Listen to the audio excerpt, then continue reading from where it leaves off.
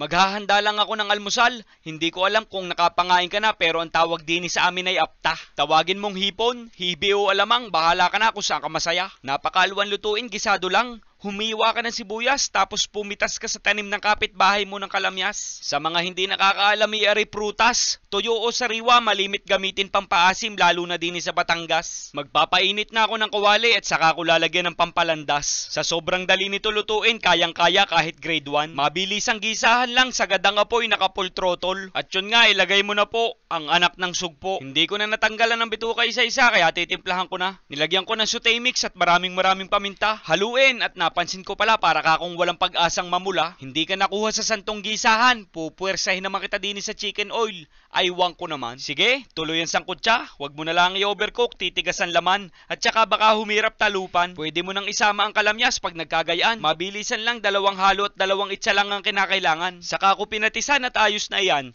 Gisadong tapat to. Ay, kita mo ga naman yan. Ari ang katapat niyan, ipapakita ko sa iyo ng husay. Burloloy na sili at kalamunding 2. Kumuha ka ng kanin, isunod mo ang apta. Bago sumay kape ka, sadya namang daig pa, nakahalik sa luka. Pagkaga na rin naman ng hayin, sigurado maglabas ka na ng sitirisin.